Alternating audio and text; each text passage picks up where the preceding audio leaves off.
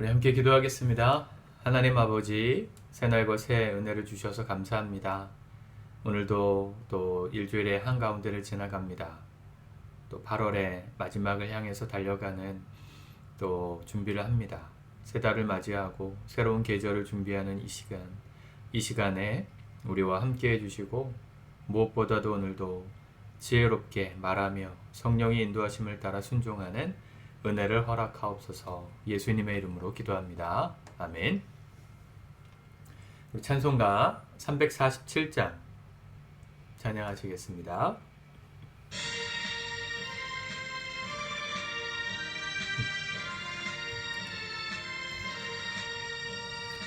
허락하신 새 땅에 들어가려면 마음의 준비 다하여 힘써 일하세.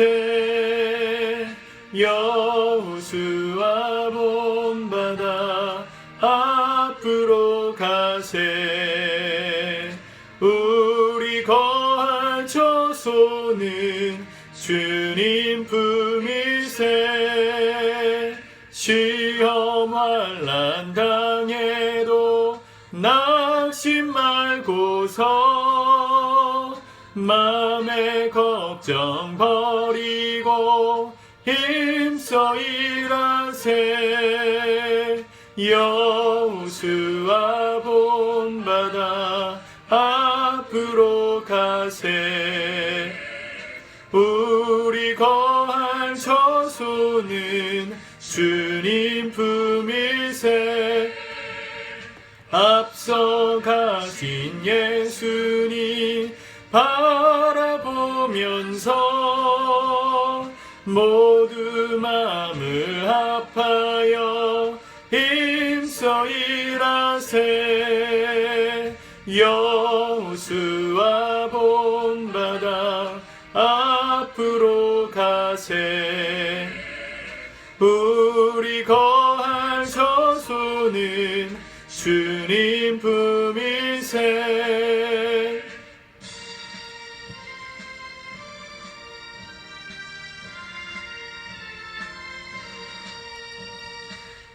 일할 곳이 아직도 많이 있느니 담대하게 나가서 힘써 일하세. 여호수아 본받아 앞으로 가세. 우리 거할 처소는 주님 품이세. 아멘. 우리 하나님의 말씀, 오늘 갈라디아서 3장의 말씀을 같이 읽고 또 기도하도록 하겠습니다. 갈라디아서 3장입니다. 1절부터 보겠습니다. 시작. 어리석도다 갈라디아 사람들아, 예수 그리스도께서 십자가에 못 박히신 것이 너희 눈앞에 밝히 보이거늘 누가 너희를 꾀더냐. 내가 너희에게서 다만 이것을 알려 하노니 너희가 성령을 받은 것이 율법의 행위로냐 혹은 듣고 믿음으로냐. 너희가 이같이 어리석으냐. 성령으로 시작하였다가 이제는 육체로 마치겠느냐. 너희가 이같이 많은 괴로움을 헛되이 받았느냐. 과연 헛되냐.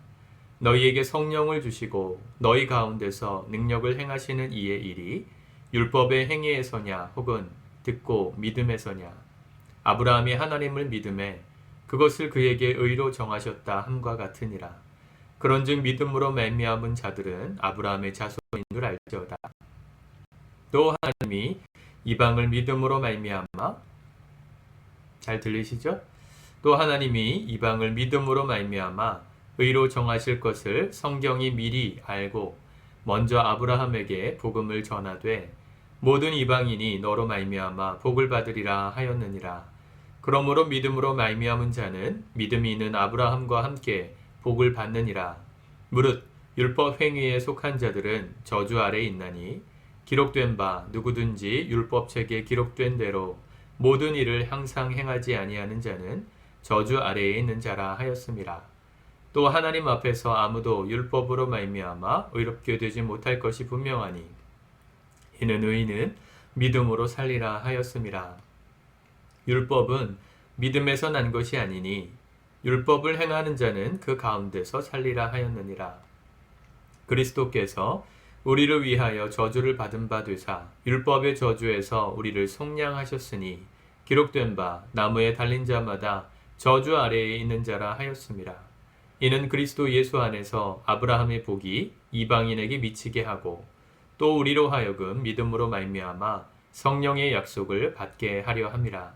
형제들아, 내가 사람의 예대로 말하노니 사람의 언약이라도 정한 후에는 아무도 패하거나 더하거나 하지 못하느니라. 이 약속들은 아브라함과 그 자손에게 말씀하신 것인데 여럿을 가리켜 그 자손들이라 하지 아니하시고 오직 한 사람을 가리켜 내 자손이라 하셨으니 곧 그리스도라.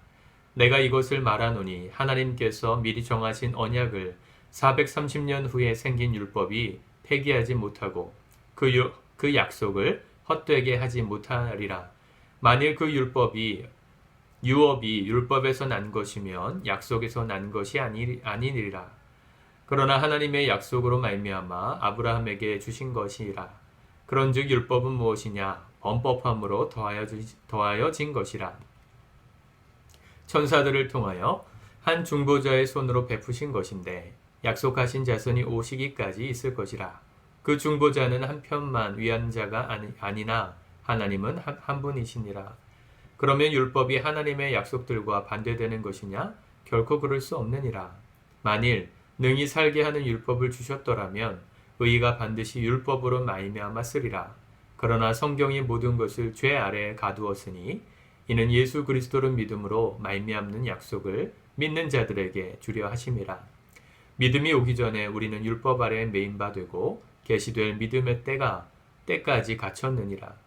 이같이 율법이 우리를 그리스도께로 인도하는 초등교사가 되어 우리로 하여금 믿음으로 말미암아 의롭게 함을 얻게 하려 함이라. 믿음이 온 후로는 우리가 초등교사 아래에 있지 아니하도다. 너희가 다 믿음으로 말미암아 그리스도 예수 안에서 하나님의 아들이 되었으니 누구든지 그리스도와 합하기 위하여 침례를 받은 자는 그리스도로 옷 입었느니라. 너희는 유대인이나 헬라인이나 종이나 자유인이나 남자나 여자나 다 그리스도 예수 안에서 하나이니라. 너희가 그리스도의 것이면 곧 아브라함의 자손이요 약속대로 유업을 이을 자니라. 아멘. 사도 바울은 갈라디아서 1장에서 인사말을 한 다음에 이 갈라디아 교회 성도들을 향해서 너희가 어떻게 이렇게 속히 우리가 전한 복음이 아닌 다른 복음을 받아들이고 변질됐느냐, 뭐 이런 이야기를 했었습니다. 말씀드렸다시피 교회 안에서 율법을 행함으로도 구원을 받는다. 믿음으로만 아니라 이 모세의 율법, 그것을 지켜야만 구원을 받는다. 이렇게 믿음과 행위 두 가지를 결합해야 구원이 있다고 가르치고 현혹하는 다른 복음을 전하는 지도자들이 있었습니다. 그 얘기를 또 하는 거죠. 1절 어리석도다 갈라디아 사람들아. 예수 그리스도께서 십자가에 못 박히신 것이 그건 뭐예요? 율법을 완성하신 것이 눈앞에 밝히 보이거늘 누가 너희를 꾀더냐. 이 말을 아마 읽었던 갈라디아 교회 안에 숨어 있었던 오늘날의 신천지 같았던 다른 복음을 전하는 자들이 뜨끔했을 것입니다. 보통 이 사도 바울의 회신, 그 당시 편지는 뭐 책만큼이나 귀한 것이어서 다 돌려보았습니다. 회중서신이라 그래요. 한 사람에게 개인으로 보낸 편지는 그렇게 많지 않습니다. 뭐 디도서, 빌레몬서 이런 거 빼고는 다 대부분 교회 회중에게 주는 메시지여서 함께 돌려서 읽고 낭독했습니다. 그 말을 들었던 그 교회 안에 숨어 있었던 이런 거짓 교사들이 뜨끔했겠죠. 2절 내가 너희에게 다만 이것을 알려 하노니 너희가 성령을 받은 것이 율법의 행위로냐 혹은 듣고 믿음으로냐. 주일날 성령에 대한 이야기를 했는데 참 하나님 감사하고 참 놀라우시죠. 제가 특별히 맞추지 않았는데 하나님 우리에게 들려주신 메시지가 분명합니다. 성령을 우리에게 주신 것이 우리가 뭘 잘해서 주신 겁니까? 아니면 믿음으로 받은 겁니까? 너희가 이같이 어리석으냐 성령으로 시작하였다가 이제는 육체로 마치겠느냐. 사도 바울에게 강권적으로 임하셨던 예수 그리스도, 그 성령의 빛은 그가 율법의 행위를 잘 행했기 때문에 주신 게 아닙니다. 또 그가 하나님 앞에 완전히 돌아왔을 때 주신 것도 아닙니다. 그를 선택하셔서 이방인의 사도로 부르시기 위한 하나님의 큰 그림 속에서 그에게 성령을 나타내시고 회심케 하셨던 것이죠. 그래서 로마서 말씀 같은 경우에는 우리가 아직 죄인 되었을 때에, 우리가 아직 원수 되었을 때에 이런 표현들을 씁니다. 아직도 하나님께 돌아가지도 않았을 그때에 성령은 우리에게 오셔서 예수님을 계시하시고 믿음으로 구원받는 사람이 되게 하셨다는 것입니다. 그런데 왜 다시 율법으로 돌아가려고 하냐는 것이죠. 율법의 행위로 의롭다함을 받는 게 아니고 믿음으로 의롭다함을 받는 거라는 것입니다. 아브라함의 이야기를 그래서 하죠. 아브라함이 하나님의 말씀을 듣고 믿어서 그에게 그걸 의로 여기셨다 그랬어요. 그렇죠? 5절 너희에게 성령을 주시고 너희 가운데에서 능력을 행하시는 이의 일이 율법의 행위에서냐 듣고 믿음에서냐. 아브라함이 하나님을 믿음에 그것을 그에게 의로 여기셨다 정하셨다 함과 같으니라. 놀라운 말씀이죠.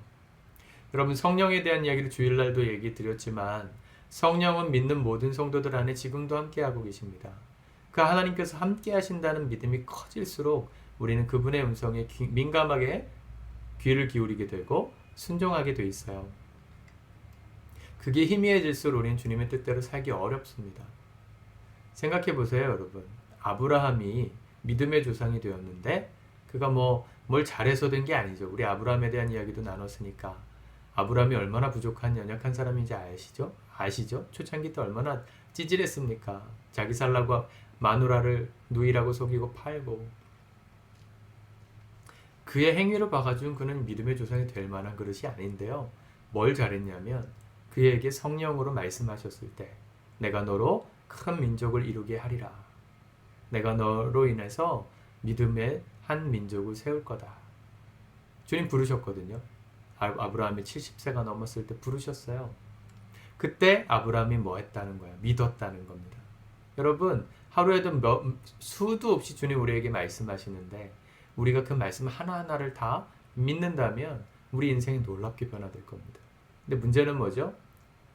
성령의 음성이라고 인식 못하고 지나갈 때가 너무 많아요.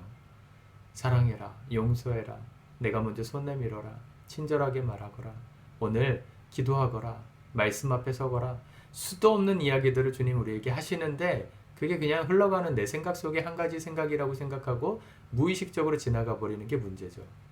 만약에 아브라함을 하나님 부르셨을 때 그렇게 생각했다면 사실은 그때까지 하나님 믿던 사람도 아니고요. 하나님 사도 바울처럼 선택하셔서 아브라함 부르셨어요. 우상장수의 집안에서 아브라함을 택하셔서 부르셨어요. 그에게 말씀하셨을 때 큰 민족을 이루게 해줄게. 얼마나 허황된 이야기입니까? 생각해보면 아브라함은 아들도 한 명 없었는데 그 노인이 될 때까지 그냥 지나가는 희망 고문이겠다 이렇게 생각했으면 믿지 않았으면 떠나지도 않았을 것이고 믿음의 조상이 될 수도 없었을 겁니다. 하나님은 그 말을 그의 마음 가운데 성령을 통해 하신 말씀을 믿었던 아브라함을 의롭다 여기셨어요. 우리도 마찬가지입니다. 오늘 나에게 오신 성령께서 어떤 말씀을 하시든 이거 할 수 있겠어?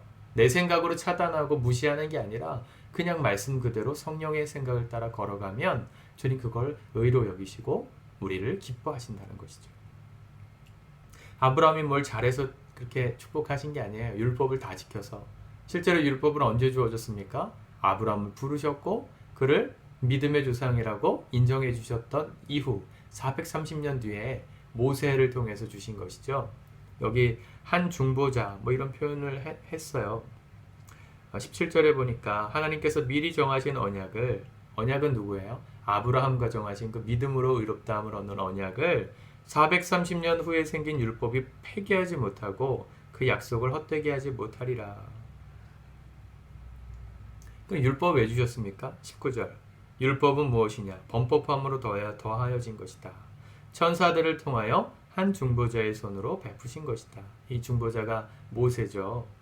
약속하신 자손이 오시기까지 있을 것이다. 뭐예요? 그림자라는 거예요. 약속하신 자손 예수 그리스도께서 이 땅에 오실 때까지 율법의 역할은 뭡니까? 초등교사, 초등교사는 뭐예요? 필수적으로 하나님의 나라의 백성으로서 살아가야 될 것들을 핵심적인 걸 가르쳐 주시기 위해서 주신 교과서이지, 이걸 다 지킨다고 하나님 나라의 시민의 자격을 주는 게 아니에요.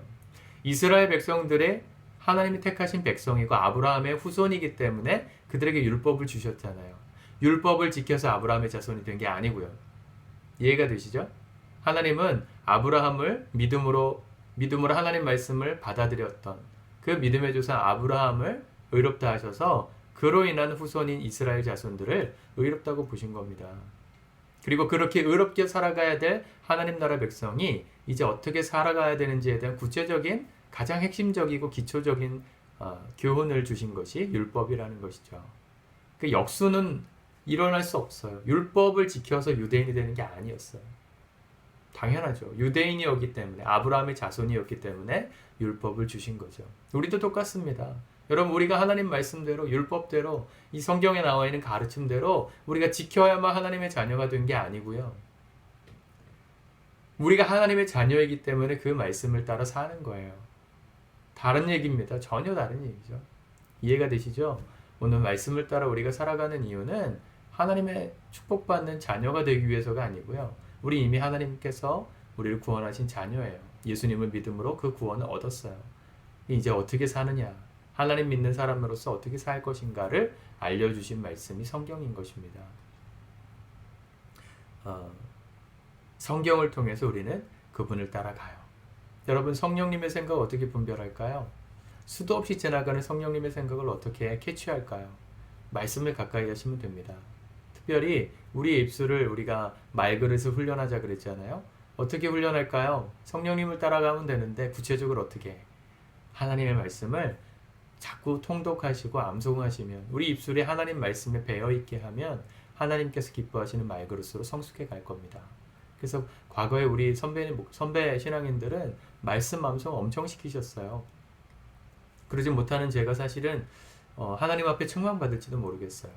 요즘은 워낙에 현대인들 이렇게 건드리는 걸 싫어하니까, 강제로 뭘 하는 걸 너무 싫어하니까, 사실은 그게 우리의 자아인데, 죄된 자아인데, 그걸 꺾지 못하니까 우리가 하나님 말씀을 그냥 외워도 되고 읽어도 되고 안 내도 되고 이렇게 생각하는데, 그렇지 않습니다. 우리는 그냥 만들어지는 존재가 아니고 날마다 훈련해야 돼요. 말을. 뭘로 연습하면 좋습니까? 말씀을 읽으세요. 제가 지금 1절부터 쭉 끝까지 읽었잖아요. 여러분, 제가 읽는 얘기로 들으셔도 좋지만 여러분들이 직접 한 번 더 읽으십시오. 소리내서, 통독해서. 그리고 그 하나님의 말씀을 내 입술을 통해서 선포되게 하십시오. 그 선포된 말씀을 내 귀에 들리게 하십시오. 여러분, 제가 영어를 하실 때 학생들한테 영어 잘할 수 있는 방법, 제일 좋은 게 뭐냐? 말로 해라, 말로. 말로 외우라고 제가 주로 얘기해요. 눈으로 보고 글로 읽으면 단편적이에요. 기억이 금방 지워져요. 근데 말로 하면서 눈으로 보기도 하고, 말로 하면 보고, 말로 하고, 그 말을 내가 다시 듣고, 이 과정이 오감을 통해서 영어를 배우게 되기 때문에 오래 기억이 갑니다. 말씀도 그래요. 말씀을 자꾸 읽으십시오. 오디오 성경도 있고 여러 가지 좋은데요. 제일 좋은 건 여러분들이 직접 읽는 거예요. 또 여러분들이 직접 글로 쓰는 거예요. 열심히 쓰는 게 행위로서가 의롭게 되는 게 아니고요. 그렇게 하면 뭐가 좋다는 거예요? 우리의 말그릇이 훈련됩니다. 그리고 우리의 말그릇이 변화되면 성령님의 음성을 제대로 캐치하고 따라갈 수가 있어요. 무엇이 하나님의 뜻이겠구나 분명하게 알 수 있습니다. 사랑하는 성도 여러분, 우리가 성령을 따라 오늘도 살았으면 좋겠습니다. 이것도 못하는 나는 자격도 없어. 하나님 날 안 사랑하실 거야. 좌절하지 마세요. 우린 좌절하려고 그러면 끝도 없이 할 수 있어요. 아시잖아요. 좌절한다 한들 달라지는 거 없지 않습니까? 희망을 가지고, 긍정의 마음을 가지고 서로에게, 여러분들 스스로에게 격려하십시오. 다시 할 수 있어. 다시 해보자. 하나님 날 여전히 사랑하셔. 하나님 안에서 난 특별한 존재야. 주님 날 받아주셨어. 저랑 1:1 양육하면 그 얘기 꼭 하게 하는데, 여러분들 스스로에게 선포하시면서 오늘 나를 향하시는 하나님의 그 말그릇을 내가 훈련해 가리라. 가장 먼저 이 말씀을 읽는 것으로 시작하리라. 이런 마음으로 하루를 사신다면 더 분명하게 성령님의 음성이 들릴 것이고, 그분이 인도하심을 따라 걸어갈 수 있을 것입니다. 주님 앞에 의롭다함을 얻기 위해 달려가는 삶이 아니라 이미 의로워졌기 때문에 그 의의 길을 걷는 진정한 의인들 되시기를 축복합니다. 기도하겠습니다. 하나님, 우리가 주의 말씀을 붙듭니다. 이 하루도 주님 따라가기 원합니다. 우리 입술이 주님을 닮아가기 원합니다. 말씀으로 우리 입술을 훈련하시고 연단하시고 암송하게 하시고 그 말씀이 우리 입술을 통해 흘러나가게 하셔서 오늘 성령님의 음성이 더욱더 분명하게 우리 귓가에 들리고 우리 마음에 심겨져 그 말씀대로 행할 수밖에 없는 크신 하나님을 경험하고 그분과 동행하는 하루가 되게 하옵소서. 예수님의 이름으로 기도합니다. 아멘.